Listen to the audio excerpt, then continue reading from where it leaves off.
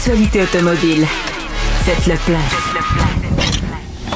Un parcours bien contrôlé. C'est le Guide de l'auto. La référence depuis 1967.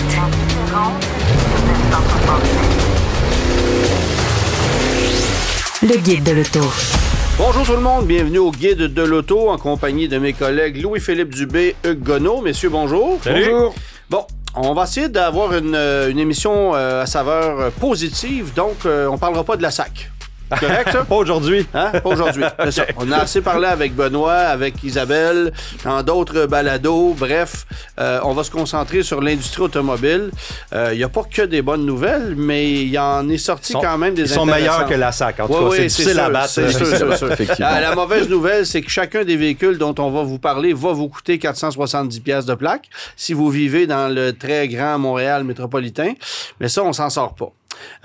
Évidemment, première nouvelle de la semaine, et je pense que c'est ce qui a fait couler beaucoup d'encre et qui a fait jaser, c'est évidemment le RAV4 qui a été dévoilé finalement. On n'est pas étonné du résultat esthétique. Non, vraiment pas. C'est conservateur, mais c'est dans la Toyota. C'est dans la sauce Toyota. Puis en même temps, pourquoi changer une équipe qui gagne? Non, c'est ça. C'est 77 000 copies vendues au Canada l'année dernière. De loin, le VUS le plus vendu parce que c'était 22 000 unités en avant de Honda. Puis en fin de vie, comme ça, extrêmement populaire l'an dernier. Ça aurait pu continuer, je pense, comme ça. Mais il fallait faire de quoi à un moment donné. La réputation du véhicule, je pense que faisait pour beaucoup. Oui, c'est ça. Mais moi, j'aime beaucoup l'approche de Toyota de dire on va amener différentes variantes avec des éléments cosmétiques distincts. Bon, évidemment, il y a la version GR Sport qui a fait beaucoup parler, que vous voyez à l'écran pour ceux qui nous écoutent en balado visuel. Mais le faciès de ce véhicule-là est évidemment plus intimidant. Bon, on s'entend que c'est pas une Challenger L4, là. mais il y a une saveur... peu plus de mordant. Il y a une saveur plus sportive, le becquet arrière, les roues de 20 pouces, suspension sport, on verra ce que ça donnera en l'essayant. Siège sport, pédalier métallique, le gros carénage avant. Il y a la version Woodland aussi qui a été dévoilée, qui, elle, remplace la Trail, avec une calandre qui, lui, est propre, scindée en deux. Il y a 3 ou 4 calandres différentes aussi. Il y a beaucoup de choix de jantes. On salue les gens de Woodland Toyota à Verdun. Oui, exactement. Ben, eux vont être contents parce qu'il y a le BZ Woodland aussi qui a été présenté. Ils ont leur édition spéciale. Exactement. Privilégié en tant que concession. Oui, absolument. Mais l'approche de Toyota, elle est, bon, évidemment que c'est pas une révolution, là, c'est une évolution, mais la révolution se situe bien évidemment dans le fait qu'il n'y a plus de modèle à essence, que ce sont que des hybrides, sinon des hybrides rechargeables. Oui. On s'attendait à ça, on savait probablement que c'est ce qui s'en venait, mais de là à dire que Toyota allait vraiment oser, parce que c'est difficile de changer les mœurs des consommateurs. Mais je pense qu'on a été très stratégique dans la façon de le faire. Et je m'explique en mentionnant qu'on l'a d'abord fait avec la Camry, qui est une voiture super populaire aux États-Unis, où on en vend plus de 300 000 unités à chaque année. Et malgré le passage uniquement à l'hybridation, on a eu des ventes augmentées de 6,5 % aux États-Unis avec la Camry en 24, malgré le fait que ce segment-là baisse en popularité sans arrêt. Au Canada, ça a été 17 % d'augmentation de vente pour la Camry, mais c'est un volume symbolique par rapport aux Américains qui achètent 30 fois plus de Camry que les Canadiens, alors que normalement, c'est du 10 pour 1. Ouais. Ironiquement, les Canadiens achètent à peu près presque 3 fois le volume des RAV4 qui sont vendus aux États-Unis. Ouais. Donc ça aussi, c'est impressionnant de voir qu'autant la Camry ne connaît pas tant de succès chez nous par rapport aux Américains, mais le RAV4, lui, c'est un succès phénoménal. Bon, il est fabriqué chez nous, on fait tout pour le pousser, on s'organise pour en avoir en stock et on s'organise aussi pour que le véhicule conserve une certaine valeur, donc, de sorte que quand tu le prends en échange, bon ben... Je pense qu'à la base, de toute façon, le véhicule en lui-même est plus pertinent au Canada qu'aux États-Unis, alors qu'une Camry, avec tous les États du Sud et les choses comme ça, une Camry est plus pertinente en général aux États-Unis. Ouais. Encore une fois, faut voir entre le Nord et le Sud, là. Mais moi, ça me paraît logique que le RAV4, qui est un peu plus petit, qui est plus adapté aux hivers et choses comme ça, soit plus populaire chez nous. Absolument. Maintenant, moi, je dénonce un peu le fait qu'on n'ait pas de version 2 roues motrices hybride parce que les Américains y ont droit. Et je pense qu'il y a des gens qui cherchent d'abord et avant tout la meilleure économie d'essence possible et un prix d'entrée peut-être un peu plus attrayant et qui n'en ont rien à faire des 4 roues motrices. Puis, oubliez le Québec parce qu'au Québec, ça se vendrait moins. Ouais. Mais si vous pensez, par exemple, à la Colombie-Britannique, à l'Alberta, où là, les températures sont plus clémentes, ben, c'est peut-être le genre de véhicule qui aurait pu connaître du succès là-bas. Même si on vend 10-12% de modèles à 2 roues motrices, ben, sur un volume de 75-80 000 unités, ça représente quand même beaucoup de véhicules. Ouais. Et on le fabrique déjà en Ontario, le modèle à 2 roues motrices. Pour l'exporter. Pour l'exporter, mais là, il faut savoir qu'il y a une transition, c'est-à-dire que l'usine qui fabrique aussi des RAV4 aux États-Unis est en restructuration, donc ne fabrique plus de RAV4 pour le moment. L'usine canadienne va fournir aux États-Unis beaucoup de RAV4 pour une petite période de temps, le temps qu'on réoutille l'autre côté. Parce qu'on va aussi accueillir un nouveau VUS dont on ne peut pas parler malheureusement, mais qui pourrait, par exemple, venir rivaliser avec un Kia EV9, un Hyundai Ioniq 9. On va fabriquer ça aux États-Unis. Ultimement, les modèles à traction devraient se retrouver assemblés aux États-Unis pour contourner peut-être les tarifs.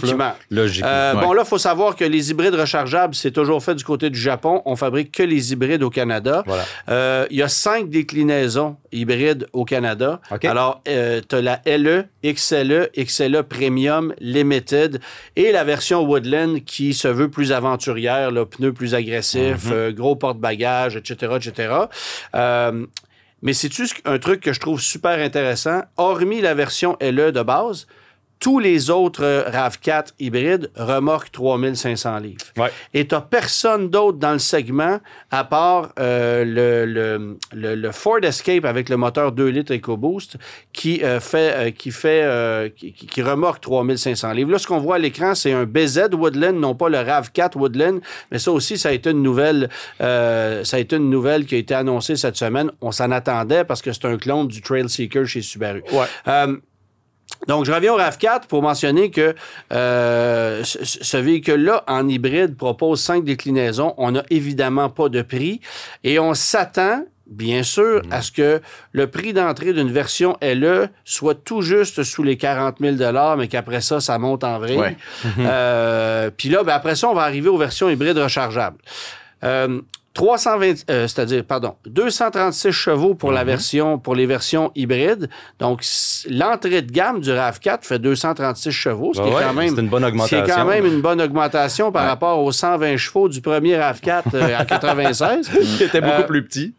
Mais si vous passez à la version hybride rechargeable, là, vous êtes à 320 chevaux. Et on n'a pas divulgué la taille de la batterie. Mais on sait qu'elle va être un petit peu plus grosse que celle qui est dans l'actuel RAV4 qui fait 18,1 kWh. Alors, on va-tu être à 19, on va-tu être à 20, on ne sait pas. Mais on sait que l'autonomie électrique est annoncée à 80 km maintenant. Ça commence à être très intéressant. Et qu'après ça, tu vas rouler autour de 6 litres au 100. 80 km, là, c'est le fun. Ça commence à couvrir beaucoup de besoins. Oui, puis tu peux ne pas passer à la station-service pour un mois si jamais tes déplacements sont locaux. Ça va bien, charge à la maison. C'est ça. Bon, évidemment que si vous prenez la version GR Sport avec des pneus de 20 pouces plus larges, il risque d'avoir un peu plus de résistance au sol. Évidemment. Moins d'autonomie que si vous prenez une version SE. Le plus, hein. Non, je pense pas. Ça va être la plus chère de toute façon. Mais c'est assez particulier. Puis même à l'intérieur, les aménagements diffèrent beaucoup d'un modèle à l'autre. Les choix de couleurs diffèrent. On a travaillé un peu plus. Tu sais, on a les moyens de le faire parce qu'on sait que c'est un véhicule à gros volume. Donc, on a mis le paquet. Mais encore une fois, juste dommage qu'on n'ait pas la version à traction chez nous. Et les Américains ont aussi droit à une version Woodland hybride rechargeable que nous, on n'aura pas. Ah, OK. Alors ça, je trouve ça un peu dommage. Il faut savoir que la GR Sport, c'est une hybride rechargeable d'emblée. Ça va arriver à la toute fin d'année 2025, sinon début 2026. Puis le seul truc que je déplore là-dedans, c'est évidemment le fait que Honda ait un avantage de 6 mois sur Toyota avec son CR-V 2026 qui arrive en ce moment chez les concessionnaires. Fait que vous allez avoir une année modèle 2026 chez Honda 6 mois avant chez Toyota.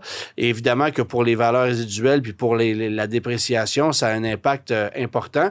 Mais Honda doit trouver des façons de se sortir, pas de se sortir la tête hors de l'eau, mais de prendre avantage de la situation parce que dès que le RAV4 va débarquer, ça va faire mal. Ça va faire extrêmement mal.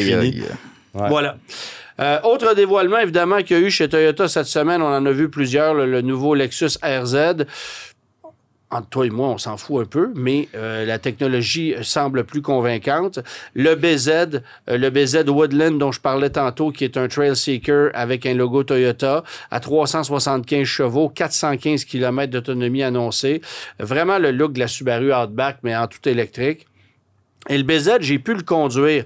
Il y a des embargos sur les impressions de conduite du nouveau BZ, mais je vous laisse deviner qu'à 338 chevaux de puissance dans un BZ, disons que c'est plus puissant que ce que c'était dans le passé. Puis ce que je trouve particulier, c'est que le nouveau BZ, avec un tel niveau de puissance, répond à une question que personne n'a demandé. Non, exactement. Tu sais, les gens, ce qu'ils voulaient dans le BZ4X, c'est une meilleure autonomie. Meilleure gestion de la batterie. Meilleure gestion de la batterie, donc moins d'impact sur la batterie durant le temps froid. Vitesse de recharge optimisée. Mais on ne voulait pas que ce soit une fusée sur roue. C'est ce qu'on va nous servir, parce qu'à 338 chevaux, permets-moi de te dire que ça opère. Tu sais, alors, je pourrais en parler davantage la semaine prochaine, mais c'est un véhicule qui va se distinguer. Puis sinon, tu as une version à traction avec la plus petite batterie qui, elle, fait 378 km. Mais un BZ va jusqu'à 460 km d'autonomie annoncée. Et si on est capable de livrer ce qu'on nous promet, ben là, avec un véhicule qui a un système de thermorégulation, un système de préconditionnement de la batterie, que tu es capable de recharger à une vitesse supérieure et à plusieurs reprises sur un même circuit, parce que le BZ, c'était ça le problème, c'est que tu ne fais pas le recharger en recharge rapide 2-3 fois d'affilée puis que ça fonctionne. Alors, tu sais, il y avait des problèmes aussi avec les thermopompes en hiver. Ça a été rough là, pour le BZ4X dans notre climat. Là, donc, si on livre la marchandise, je pense que ça va être un produit intéressant. Puis avant de parler du CHR, je veux juste mentionner que pour moi, le BZ, le boulet au pied demeure le BZ4X parce qu'évidemment, ça va être très difficile de convaincre un consommateur qui a fait le saut vers un BZ4X de choisir un BZ. En ce sens que le BZ4X vaut rien dans l'usager. Comment tu vas justifier de donner 20-25 000 pour un BZ 2023 et de vendre l'autre à 55-60? Ça va être difficile. Là. Mais ceux qui n'ont pas encore fait le saut chez Toyota et qui oseraient le faire avec le nouveau BZ, ben là, risquent d'avoir un produit peut-être un peu plus intéressant. On verra quels seront les prix, bien sûr. Là, évidemment. Parce que ça n'a pas été dévoilé. Mais je pense qu'on est sur la bonne voie chez Toyota et la bonne nouvelle, c'est qu'on se reprend rapidement. On n'attend pas trop longtemps. Le BZ, ça a été... Moi, j'appellerais ça une erreur de parcours, là, parce que tu as joué... En fait, autant chez Subaru que chez Toyota, là, en passant, là, c'est le même produit. On a joué avec la confiance des consommateurs, avec un produit qui n'était pas au point. Mais rapidement, on est retourné à la table à dessin puis on a corrigé techniquement les problèmes qui avaient été annoncés en amenant en plus beaucoup plus de puissance. Alors, on verra si le rendement est au rendez-vous quand on pourra le conduire sur une plus longue période qu'une demi-heure comme j'ai fait cette semaine. Mais bref, ça promet. Et le truc, moi, qui me séduit le plus chez Toyota dans l'annonce de cette semaine, c'est le CHR. Bon, on se souvient, si on retrace l'histoire du CHR, moi, je m'en souviens très bien parce que j'étais au lancement à Vancouver de la Prius en 2014, nouvelle Prius 2015, et Toyota Canada nous avait demandé sur place de rester une journée de plus parce qu'on avait une annonce à faire aux journalistes le lendemain matin du programme. Alors, on avait changé nos vols, tu sais, c'était de la réorganisation, là, réserve les chambres d'hôtel, change les vols, tout ça, pour une conférence de presse qui avait lieu le lendemain. Et on nous avait annoncé la mort imminente de Sion. Or, le CHR, ça devait être un produit Sion. C'était un Toyota sur le marché européen, mais ça devenait un Sion sur le marché nord-américain. Ce pourquoi il y avait uniquement un modèle à essence, à roue motrice avant, avec 2 niveaux de finition, puis ça s'arrêtait là. Donc, c'était une gamme très, très simple.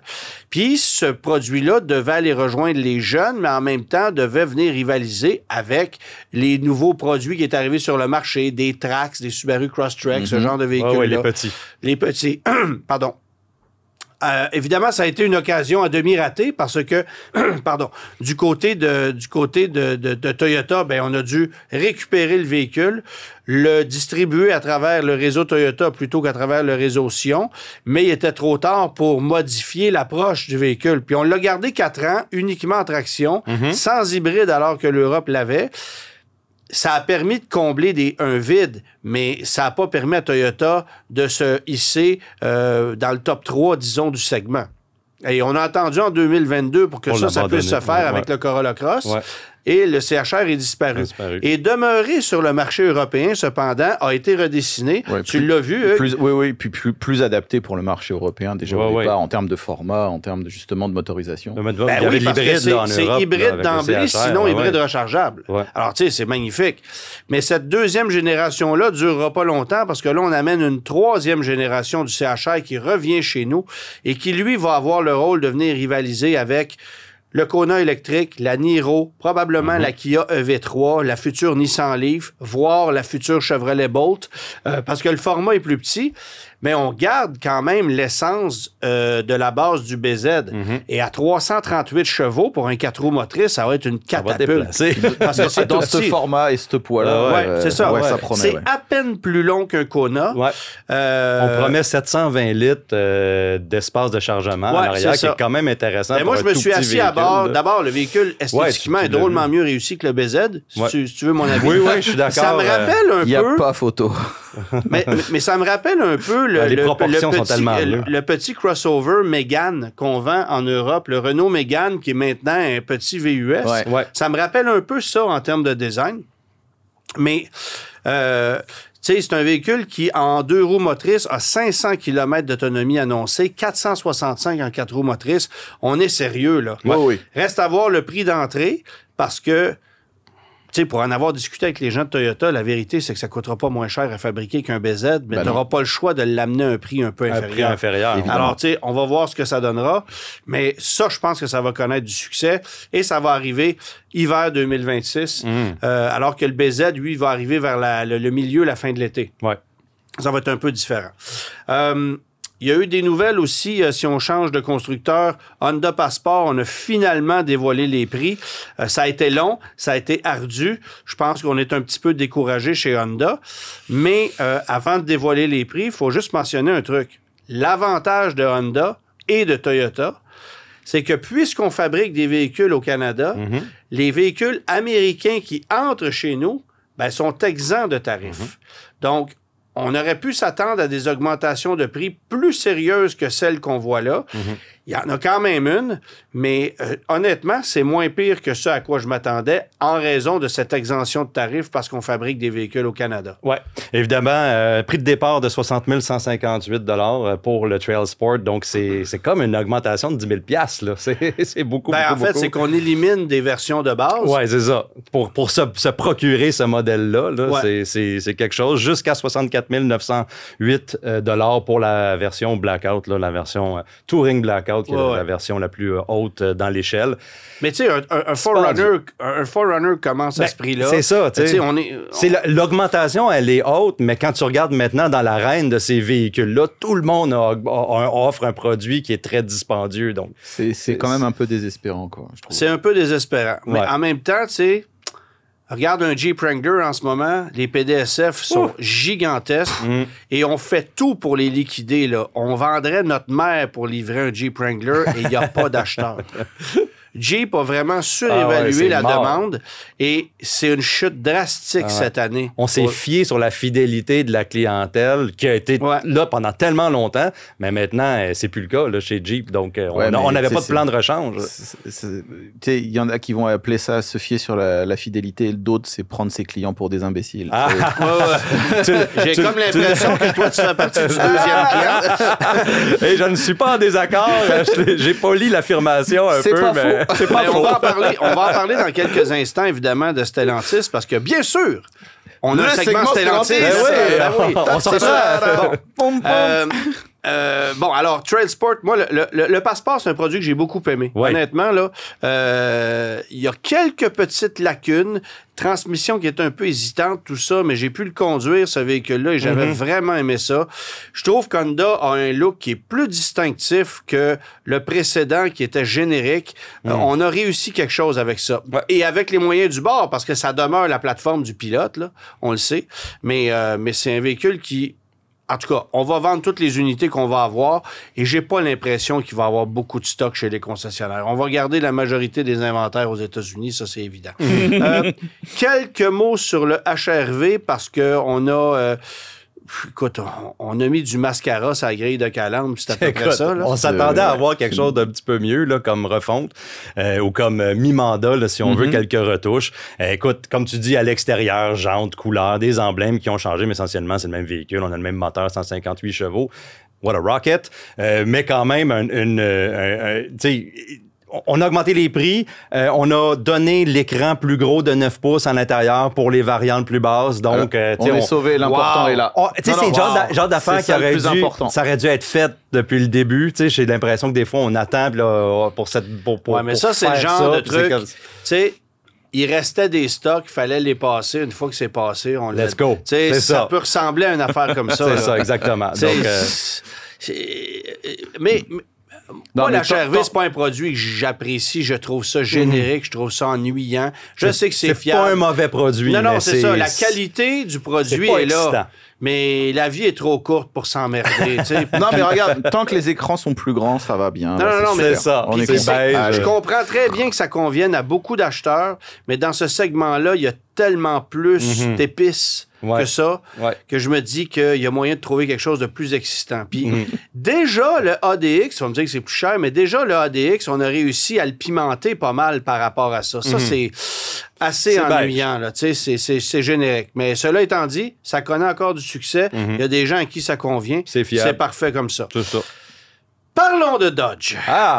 Le segment Stellantis. On devrait avoir un petit jingle pour le segment Stellantis. Je pense qu'il va falloir qu'on investisse. Là. Antoine, il met ses deux mains ensemble. Attention, mesdames et messieurs. C'est intéressant parce que j'ai parlé à des gens de l'industrie automobile canadienne cette semaine. Et moi, j'étais sous l'impression que la prochaine usine à fermer définitivement au Canada, c'était celle de Ford. Ford ne fabrique plus de véhicules depuis un certain temps. On est supposé fabriquer des Super Duty. C'est de l'overstock des deux usines qu'on va fabriquer ici. Et t'as pas l'impression que Ford veut continuer d'investir au Canada, surtout dans le contexte actuel.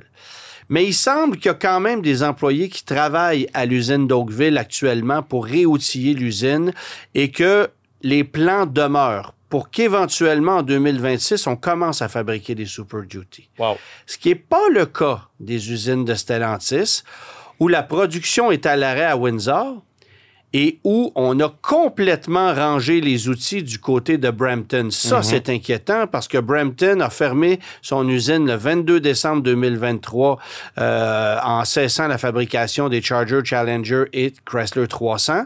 Et on devait passer ensuite à une étape de réoutillage pour accueillir le Jeep Compass de nouvelle génération qu'on a vu, qui arrive en ce moment du côté de l'Europe et qui devrait arriver chez nous d'ici 1 an et demi, 2 ans. Là, tout est à l'arrêt. Et on est en mode étude, à savoir si, 1, ce véhicule-là va venir, 2, où on va le fabriquer. Et selon... Alors là, je me fie évidemment à l'opinion des gens avec qui j'ai parlé. Il se pourrait très bien que ce soit la prochaine usine à fermer avant même celle de Ford. C'est très inquiétant parce qu'évidemment, on mettait beaucoup d'espoir, on fondait beaucoup d'espoir sur l'arrivée de cette usine-là qui devait fabriquer un rival 7 fois plus sérieux au CRV, au RAV4, qui sont aussi fabriqués au Canada. Et Brampton, c'est pas une petite usine, là. On en fabriquait des voitures, là. Oh oui. Alors ça, c'est un peu inquiétant. Mais déjà, pourquoi attendre 2 ans avant de lancer un Compass ici? Là, on aurait dû l'avoir depuis déjà 3 ans. Là. On est tous d'accord là-dessus. Jeep a fait moult erreurs, à commencer par l'abandon du Cherokee. Là, on nous dit qu'on va ramener un Grand Cherokee légèrement modifié pour 2026. Oui, mais arrêtez de nous amener des chars à 80 000 Ouais. C'est des erreurs par-dessus erreurs. Jeep, c'est pas Mercedes, c'est pas BMW, c'est pas Porsche. Non. C'est une marque... C'est pas une marque premium, c'est une marque qui rejoint des enthousiastes, mais c'est une marque qui demeure généraliste. Et ça, on l'oublie chez Stellantis. Tu peux pas vendre un Jeep à 90 000 puis penser que tu fais une bonne affaire. Ils l'ont fait pendant les années Covid et ils se sont dit le jackpot va continuer à tomber. Ouais, mais c'est ça. Non. Qu'est-ce que tu as dit tantôt, prendre ses acheteurs pour... Bon. Alors... Et là, le comble, c'est que on s'entend pour dire que le Wagoneer S et le Charger, ce sont des lancements ratés, mais complètement. La fiabilité n'est pas au rendez-vous. Les problèmes se multiplient. On a un ami journaliste, là, Vincent Harvey, qui a essayé un Wagoneer S la semaine passée, tombé en panne. C'est un après l'autre. Là. Des bugs, c'est un après l'autre. J'ai parlé à quelqu'un qui a acheté une Charger, toujours au garage, trouve pas le problème. Le bordel. Alors là, on sait que la technologie électrique de Dodge est pas au point. Et en plus, on annonce le retrait de la version RT. Donc, le Charger Daytona RT. Il y avait la RT qui était le modèle d'entrée de gamme et le Scat Pack qui était le modèle de performance. On retire le modèle RT sous prétexte que ces véhicules-là collent dans les cours des concessionnaires et qu'on n'en vend pas. Vous en avez même pas. C'est pas vrai. C'est totalement démentré. Vous avez juste fabriqué des Stage 2 à 95, 100 puis 105 000 $ pour renflouer les coffres. Autant pour le marché américain que le marché canadien. Les gens réclament des modèles RT qui se vendaient avec subvention à 55, 60 000 $. Il n'y a plus de subvention. Ça aurait été 70. OK, mais c'est toujours bien 30 000 de moins qu'une Daytona. Et qu'est-ce que t'en as à foutre de 670 chevaux d'une auto comme ça? Il y en avait, j'oublie le chiffre, là, mais autour de 500 là, dans une modèle RT. C'est déjà bien plus que tu en as besoin et ça allait extrêmement bien. Alors, on a retiré, selon moi, la mauvaise version, mais je pense qu'on n'avait pas les moyens de garder cette auto-là qui coûte une fortune. Et dans le climat actuel, avec les tarifs, c'est une autre chose. On n'a pas le choix d'essayer de vendre des autos à 100 000 qu'on va liquider à 80 plutôt que de vendre des voitures à 70 qu'on va liquider à 60. Je pense que c'est malheureusement la triste réalité. On a dévoilé la version à 4 portes. Marchent pas, là. On a dévoilé la version à 4 portes. Bravo. Mais ce qu'on veut, c'est le 6-cylindres Hurricane à essence. Là. Pas dans un an et demi. On nous en parle depuis tellement longtemps. On en a besoin. T'sais, là, ça va se vendre. Puis là, vous allez dire, ouais, mais il n'y a plus de marché pour des berlines. Attendez un peu. Cette voiture-là arrive sur le marché avec un 6-cylindres équipé sur le sens du monde à 55-60 000 $. C'est un produit 999. Il n'y a plus grand monde là, dans ce segment-là. Donc, un produit neuf à bon prix. Puis en plus, comme tu dis... à bon prix. Espérons, non, mais j'entends bien. Stellantis en a besoin. Tu dis, nous, on a besoin, Stellantis en a besoin de ce véhicule-là, pour le volume. Ça reste une erreur, parce que tu disais toi-même tout à l'heure, aux États-Unis, Toyota arrive à vendre 300 000 Camry. Donc, viens pas me dire que dans ce segment-là, si tu arrives à un truc avec un truc qui a de la gueule, la Charger, elle a de la gueule, avec un moteur 6 cylindres qui est peut-être pas à la hauteur du V8 MI, mais qui reste quand même intéressant, c'est pas possible qu'ils en vendent pas. C'est pas possible. Puis attends, nous, là, on a la perception du marché québécois et du marché canadien. Mais va au Texas, là. Évidemment. C'est ça que les gens veulent conduire. C'est une très belle voiture. Le design est magnifique. Absolument. Le jour où on va mettre un moteur à essence là-dedans, ça va être fantastique. Et l'erreur qu'on a fait, c'est de développer à grands frais une technologie électrique qui est pas au point et de tout miser sur cette technologie-là. Écoute, là, la quantité d'erreurs qu'on a faites avec cette voiture-là, qui est vraiment pas vilaine sur le plan dynamique, soit dit en passant. J'adore.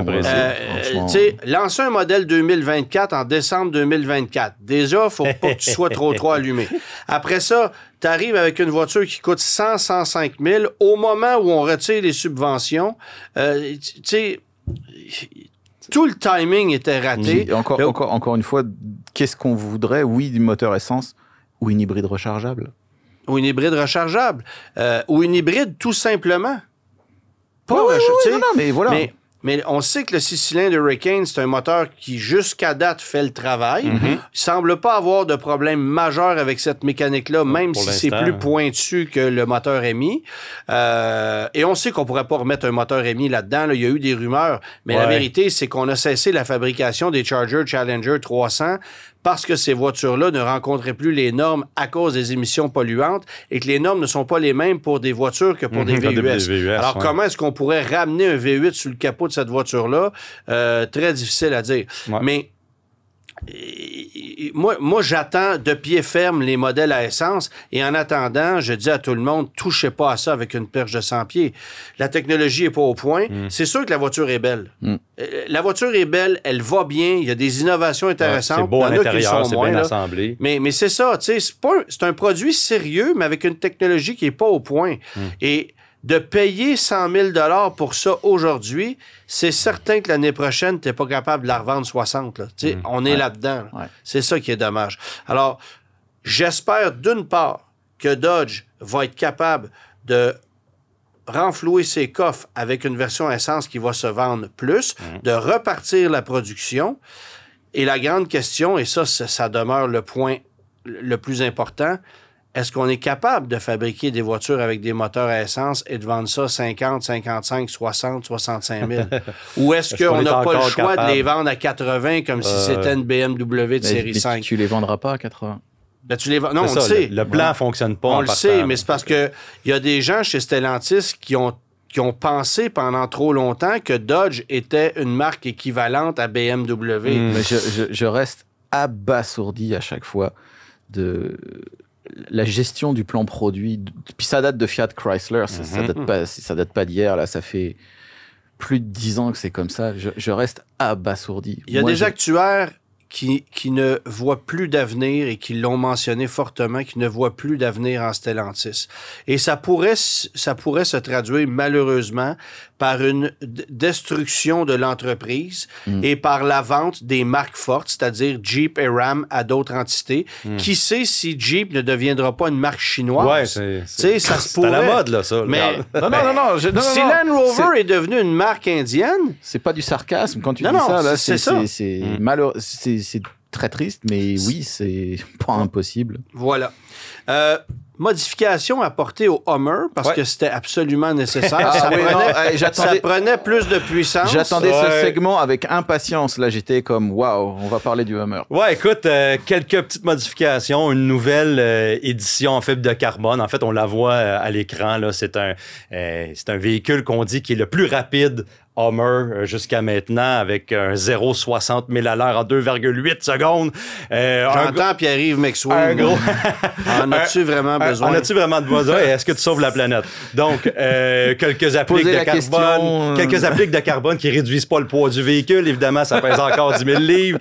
On n'a pas encore les détails sur les modifications qui ont été faites au niveau moteur sur ce véhicule-là, mais pareil, c'est quelque chose qui s'en vient. Une petite modification mécanique aussi. On parle du crab walk depuis que le Hummer est arrivé sur le marché, qui est capable de faire une rotation là, des roues directionnelles assez accrue pour que le véhicule se déplace un peu de côté, en route spécifiquement, mais les gens s'en servent sur la route pour faire des vidéos TikTok. Maintenant, on amène le King Crab, le crabe royal, qui est un ajout à cette... ils ont tellement les bons noms là, chez GM avec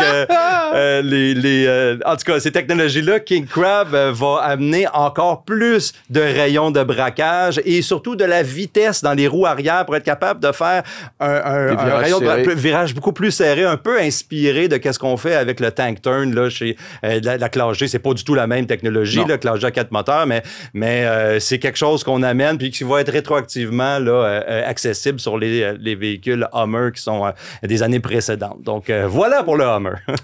Bon, Apple CarPlay de deuxième génération ou Ultra. Oui. Intégré d'abord et avant tout dans Aston Martin. On vient-tu de passer une étape de 15 ans à peu près? Chez Aston Martin... Déjà, on avait un système désuet et pas à peu près. Ouais. Là, on avait intégré Apple CarPlay dans un DBX. J'ai pu conduire ça récemment, d'ailleurs, un 707. Il y avait Apple CarPlay, mais disons que la qualité graphique n'était pas encore impressionnante. Là, ce qui est intéressant, et qu'est-ce que c'est logique, c'est que tu as Apple CarPlay aussi au niveau de l'instrumentation. Ouais. Donc, toute la gestion numérique de ton véhicule de A à Z passe par Apple, passe par ton téléphone. Ce qui veut dire que s'il y a des mises à jour sur ton téléphone, il y a des mises à jour dans ton écran et il n'y a rien de physique qui va devenir désuet. C'est quand même une bonne affaire. On prend en charge tous les écrans, l'instrumentation, comme tu as dit, les commandes. On peut personnaliser aussi, donner le look qu'on veut là, selon des thèmes à l'infini. Bon. Les puristes de la marque vont dire les blocs d'instrumentation chez Aston Martin étaient spécifiquement beaux et une profondeur et bien assemblés. Et pour un véhicule de ce prix-là, je trouve ça tellement dommage d'avoir un écran encore. Par contre, tu vas me dire, arrive en ville, Louis-Philippe, c'est tous des écrans maintenant. Non, mais, si on est capable de le personnaliser avec ça maintenant, ça peut être plus agréable. C'est un argument très valable ce que tu dis, puisque quand tu regardes la dernière Bugatti, eux, ils sont repassés à l'analogique pour faire avec les boutons, avec des boutons, avec des engrenages, avec des aiguilles physiques pour dire des matériaux. Nous, ça coûte beaucoup plus cher parce que maintenant, ton écran, que tu l'aies dans une petite sous-compacte de base ou dans une berline à 300 000, c'est un écran. Ouais, c'est ça. Donc, au moins, Bugatti c'est plus 450. Oui, mais même, je veux dire, Bugatti a fait l'inverse pour dire justement, maintenant, nous, voilà, ça va être des pièces de précision, machin, etc. Donc, l'argument que tu as est parfaitement pertinent. Et pour un acheteur de très haut de gamme, c'est vrai que l'écran, de dire, mais tu sais... Puis que ça soit Aston Martin qui ait pris cette technologie-là en premier, tu sais, c'est comme... C'est particulier que ça soit... Ils se sont fait tellement allumer sur leur système d'infodivertissement qu'ils ont peut-être compris en disant comme, bon, OK, on va faire un effort. Parlons Infiniti. Parce que là, ça va pas bien. Chez Nissan, il faut couper des dizaines de milliers de postes, il faut fermer des usines. L'avenir est de plus en plus incertain. Je parlais tantôt d'actuaires qui prédisaient la mort imminente de Stellantis dans un avenir assez rapproché. L'autre marque qui est sur le qui-vive ou le respirateur artificiel, c'est Nissan. Et honnêtement, je ne m'imagine pas Nissan disparaître de la carte parce que Nissan, beaucoup plus que Stellantis, a des produits partout sur la planète. Bien sûr. On n'imagine pas à quel point Suzuki, qui était un petit constructeur marginal chez nous au Canada, est super populaire en Amérique du Sud, en Afrique, dans les pays émergents. En Inde, c'est énorme. Effectivement. Au Japon aussi, bien avec sûr. Les Keycars. Tout à fait. Donc, il y a des constructeurs comme ça qui sont établis partout sur la planète et Nissan en fait partie. Absolument. Et on peut pas s'imaginer que Nissan, comme Hyundai, Nissan vend beaucoup plus de véhicules à l'échelle planétaire qu'un Honda, par exemple. Oui. Honda, chez nous, c'est très fort. Nissan aussi.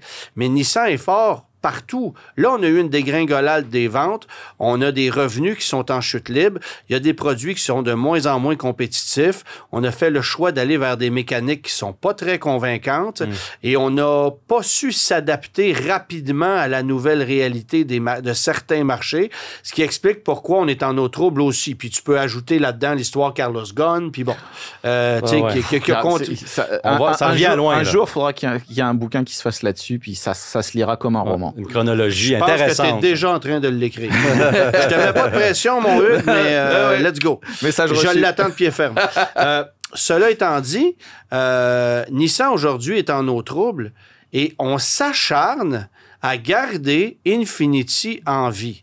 Je ne comprends pas. Parce que, d'abord, on vient d'éliminer la Q50. On a annoncé la mort du QX50 et du QX55, lamentable échec. Le QX55, c'est une version fastback du QX50 qui se vendait pas. Et comme on n'a pas compris chez Nissan qu'une erreur ne doit pas être répétée, bien là, qu'est-ce qu'on annonce? Un QX65 qui va être une version fastback du QX60 qui se vend de moins en moins. Et le QX60, ben, on le modernise pour 2026.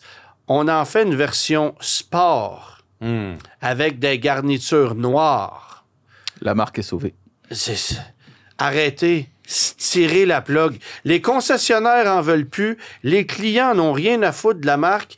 Et si tu entres chez un concessionnaire Nissan/Infiniti puis qu'on te fait un QX60 pour 25$ de plus par mois qu'un Pathfinder, peut-être que le client va l'acheter.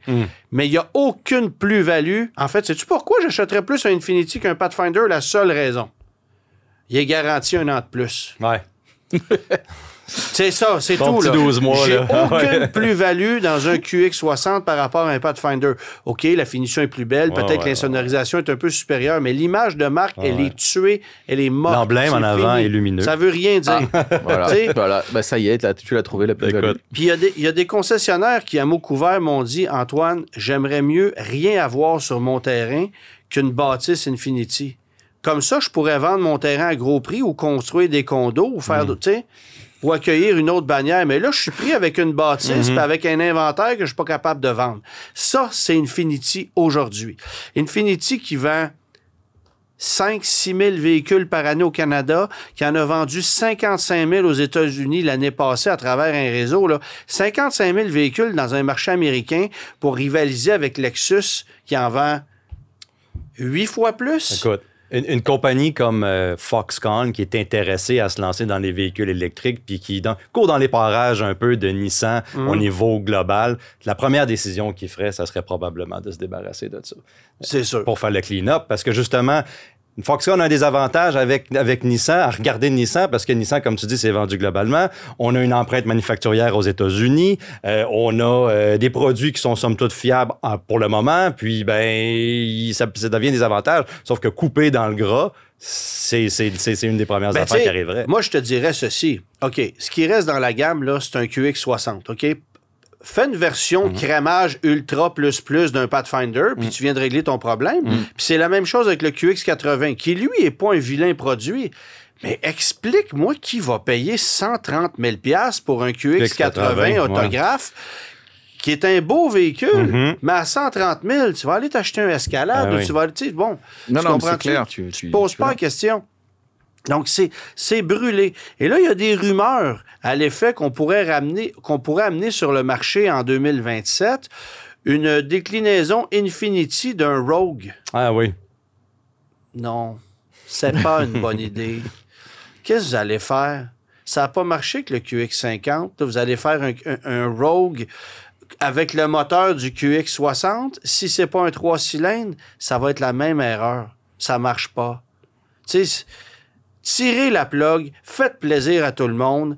Bye bye Charlie, puis concentrez-vous sur Nissan, qui est une marque qui en vaut la peine. Bien sûr. Ouais. Nissan, ça vaut la peine. Puis on encore un bon nom. Il n'y a pas beaucoup de produits qui me séduisent énormément chez Nissan. Mais il y a quand même une gamme plus complète, plus sérieuse, plus compétitive qu'Infiniti qui n'est pas capable de sortir la tête hors de l'eau. La seule raison pour laquelle tu achètes un Infiniti, c'est parce que ça se peut qu'il y ait des promotions puis qu'il soit moins cher que les autres. Mais explique-moi qui va hésiter entre un Infiniti puis un Lexus ou un Audi ou même un Acura, voire même un Acura. C'est ça. Là. Alors, tu sais, c'est fini. Arrêtez ça là. Les rudiments, les techniques, les conseils. Attachez votre ceinture, ça va aller vite. Les guides de l'auto. Hugues, tu nous parles aujourd'hui d'une voiture mythique qui n'existe plus, malheureusement. Mais qui a permis à Ford de s'illustrer de façon planétaire. On va parler d'une voiture qui a même été offerte en cadeau à un certain Enzo Ferrari, n'est-ce pas? Mais là, tu nous parles des origines de la Ford Thunderbird. Effectivement, peu de voitures ont atteint le statut de véhicule culte dès leur lancement. Et c'est pourtant ce qu'a réussi à faire ce petit cabriolet 2 places imaginé par Ford. Bon, comment ça commence l'histoire de la Thunderbird? La légende raconte que c'est en octobre 1951 que commence l'histoire de la T-Bird. Lewis Crusoe, directeur général de la marque Ford, et George Walker, responsable du design de la Ford Motor Company, sont au salon de l'auto de Paris. Crusoe est impressionné par les roadsters anglais, notamment la Jaguar XK120 et le concept Le Sabre de la GM. Pourquoi n'avons-nous rien comme cela demande-t-il à Walker. Et ce dernier de répondre « Mais nous l'avons !» avant de se ruer sur un téléphone afin de contacter les stylistes de Detroit pour qu'ils commencent en urgence à travailler sur une voiture de sport. Le problème, c'est que ce n'est qu'une légende. Et pourquoi l'histoire n'est pas réaliste? Parce qu'elle se situe au moins 1 an trop tôt par rapport à l'échéancier réel de la Thunderbird. Elle a été probablement inventée par George Walker lui-même, qui était, paraît-il, plus doué pour l'autopromotion que pour le design automobile. Okay. Alors attention, Walker est un véritable designer industriel avec une vaste expérience, mais plusieurs de ses collaborateurs sont d'accord sur le fait qu'il s'accaparait facilement le crédit du travail des autres, comme ce fut déjà le cas sur le style de la Ford 1949, par exemple. Walker deviendra officiellement vice-président en charge du design de Ford en 1955. Jusque-là, c'était sa compagnie qui était sous contrat, avant de prendre sa retraite en 1961. Mais je te repose la question, comment commence l'histoire de la T-Bird? Alors, en fait, l'origine de la T-Bird remonte à la naissance de la Chevrolet Corvette. Dans une Amérique qui commence à découvrir les roadsters anglais, Earl et Earl, vice-président en charge du design de General Motors, imagine un petit roadster bon marché sur base Chevrolet. La Corvette est présentée le 17 janvier 1953 au Motorama, qui se tient à l'hôtel Waldorf Astoria de New York. Le 9 février 1953, Ford approuve le lancement d'un programme accéléré pour le développement d'une voiture de sport à 2 places. Il n'y a pas de coïncidence. Ouais. En fait, l'influence de la Corvette démarre même un peu plus tôt. En effet, c'est en découvrant courant 1952 les photos de la future 2 places Chevrolet grâce à un ami travaillant chez GM que Frank Hershey, responsable du style de la marque Ford, avait déjà commencé à travailler dans son coin sur un concept de cabriolet sportif. Hershey est un personnage très intéressant. Après avoir débuté sa carrière chez le carrossier californien Murphy, il ira chez GM où il deviendra directeur du studio de design de Pontiac. C'est lui qui créera la signature des Pontiac de 1935 à 1956, le fameux Silver Streak. Ouais. Il sera viré pour une bizarre histoire de cendrier et il apprendra des années plus tard qu'Earl et Earl souhaitaient qu'il soit son remplaçant à la tête du design de GM. À la place, ce sera Bill Mitchell et Hershey ira chez Ford, qu'il quittera lorsque Walker sera nommé vice-président. Bon, il y a un modèle quand même qui a servi d'inspiration à la Thunderbird. Tu en as fait mention un peu plus tôt, là. Exactement. Comme Earl et Chevrolet, Hershey puise son inspiration dans la Jaguar XK120. Pour les dimensions de base, d'ailleurs, les 3 autos auront le même empattement de 102 pouces, ainsi que pour la position de conduite. Mais il faut aller extrêmement vite car les premiers modèles en argile à l'échelle 1 doivent être montrés à la direction le 1er mai 1953. Hershey et son équipe, Bill Boyer, qui travaillerait d'ailleurs sur d'autres générations de T-Bird, David Ash, Damon Woods et Bob Maguire, comprennent que la voiture ne doit pas être une auto de sport au plus pur sens du terme, mais doit plutôt combiner une allure sportive, du confort et du luxe. Donc pas de carrosserie en fibre de verre et de vitres latérales amovibles sur la Corvette, ni de 6 cylindres d'ailleurs. À la place, carrosserie en acier, vitres descendantes, de l'équipement et un V8 de série. En plus de la vitesse d'exécution, les designers ont la contrainte supplémentaire d'utiliser un maximum de pièces de la Ford 55 afin de justifier économiquement ce produit de niche, notamment les feux avant et le tableau de bord. Ouais. Ils réalisent un style simple, sans fioritures, avec une ligne de caisse basse. Ceci posera d'ailleurs un problème car le filtrage du moteur ne passera plus sous le capot. Cette complication sera réglée par l'ajout d'une prise d'air fonctionnelle. À l'intérieur, des sièges baquets sont un temps envisagés, mais ne seront pas retenus. L'auto ne fera pas l'unanimité chez Ford. C'est ça qui est le plus triste, parce que c'est quand même une très, très belle voiture, là. La maquette est finalement montrée à la direction le 18 mai 1953 et est immédiatement acceptée. Alors, si Walker prend le crédit pour le style, il n'en a réalisé aucune ligne. En fait, sa seule implication sera l'addition de barres de chrome similaires à celles de la Fairlane 55 durant les vacances d'Hershey, donc le designer original. Okay. Ce dernier, Hershey, réussira à les faire enlever au dernier moment, à son retour de vacances. Pendant ce temps, l'ingénieur Bill Burnett développera le châssis, celui de la Ford 55 de porte raccourci de 115,5 à 102 pouces d'empattement, et effectuera les ajustements de suspension. Le moteur retenu est le bloc Y de 92 pouces cubes, installé normalement dans les Mercury. Les Ford normales ont droit à un 272 PC. Il développe 193 chevaux et, en boîte manuelle et 198 en automatique. La boîte manuelle 3 rapports vient de série et l'acheteur pourra opter soit pour une overdrive sur la manuelle, soit pour une automatique à 3 rapports. À l'été 53, la décision finale est prise de construire le modèle. Crusoe partira en Europe à l'automne 53, ce qui, en voyant les véhicules proposés là-bas, confirmera son choix d'aller de l'avant. Reste encore un tout petit détail à régler. Ah oui, ça c'est drôle. On n'avait pas encore trouvé le nom. Et non, comment nommer le modèle ? Plusieurs idées sont testées, mais rien ne satisfait vraiment. Alors un concours interne est organisé. Des milliers de noms sont suggérés, dont El Tigre, Roadrunner, Falcon, qui est à ce moment-là possession de Chrysler, ou Detroiter. Le problème est long à régler et des photos d'exemplaires de pré-série montrent le nom de Fairlane, la nouvelle ligne haut de gamme des Ford pour 55 sur le capot. Finalement, c'est le styliste Alden Giberson qui propose Thunderbird. Il s'agit d'une créature mythique des populations amérindiennes d'Amérique du Nord, censée apporter pluie et fertilité. La T-Bird est présentée pour la première fois au public au salon de Détroit le 20 février 1954. Le premier modèle sort de l'usine de Dearborn dans le Michigan le 9 septembre 54 et les ventes débutent le 22 octobre 54 au prix de 2 944 $ US ou 4 090 $ canadiens. Bizarrement, le 3 rigide en fibre de verre amovible vient de série pour obtenir une capote en tissu, il faut payer un supplément de 75 $. Parmi les options, on retrouve les freins et la direction assistée, les vitres et les sièges électriques, la radio ou les pneus à fond blanc. Comment va évoluer la Thunderbird? Parce qu'évidemment, on sait ce que la voiture est devenue au fil des décennies. Là. Alors, le millésime 56 apporte son lot de nouveautés. Le châssis est renforcé. Et pour gagner de la place dans le coffre, la roue de secours est intégrée au pare-choc arrière, à la manière des Lincoln Continental. Des entrées d'air sont ajoutées sur les ailes avant et une vitre ronde dans le toit rigide, nommée porthole en anglais, est disponible en option afin d'améliorer la visibilité 3/4 arrière qui n'était pas terrible.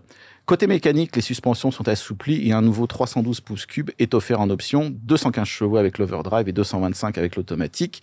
Le 292 pouces cubes de 202 chevaux venant uniquement avec la boîte manuelle à 3 rapports. Pour 1957, les changements sont plus profonds. Le restylage amène de nouveaux pare-chocs, une nouvelle grille avant et des ailerons arrière plus marqués, harmonisés avec les Ford 57. Ouais. L'arrière est allongé, la roue de secours repasse dans le coffre, les roues passent de 15 à 14 pouces et la planche de bord est entièrement revue.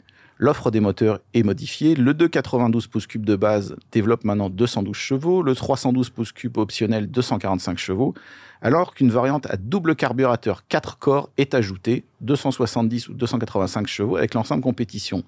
Enfin, une rarissime version à compresseur McCulloch Paxton est aussi proposée, 300 chevaux en version Dru, 340 en version NASCAR. Wow. Bon, est-ce que la T-Bird va être une voiture payante pour Ford? Ford avait calculé que la rentabilité du projet se situait aux alentours de 16 000 exemplaires, ce qui était ambitieux car en 1954, Chevrolet n'avait produit que 3 640 Corvettes. Ouais. Ford réalisera pourtant son objectif avec 16 155 T-Bird écoulés en 55 contre 700 Corvettes, puis 15 631 en 56 contre 3 467 Corvettes et finalement 21 380 en 1957, en partie dû à un millésime plus long. Ironie de l'histoire, le lancement réussi de la T-Bird participera à sauver la Corvette, qui était très très proche de passer sur l'échafaud. Malgré ce succès, Robert McNamara, président de la division Ford et futur secrétaire à la défense des gouvernements Kennedy et Johnson, exigera que la Thunderbird devienne une 4 places pour 1958 afin d'en améliorer la rentabilité. Bien lui en prendra, les ventes augmenteront de plus de 80%. Au final, la T-Bird connaîtra 11 générations et sera commercialisée à plus de 4,4 millions d'exemplaires jusqu'en 2005. Mais tout le reste est une autre histoire. Merci beaucoup, Hugues. C'est tout pour cette semaine. On vous parlera évidemment des essais routiers qu'on a réalisés au cours des prochaines semaines, la semaine prochaine. Et d'ici là, soyez prudents sur les routes. Merci tout le monde. Bonne semaine à tous. Bonne semaine.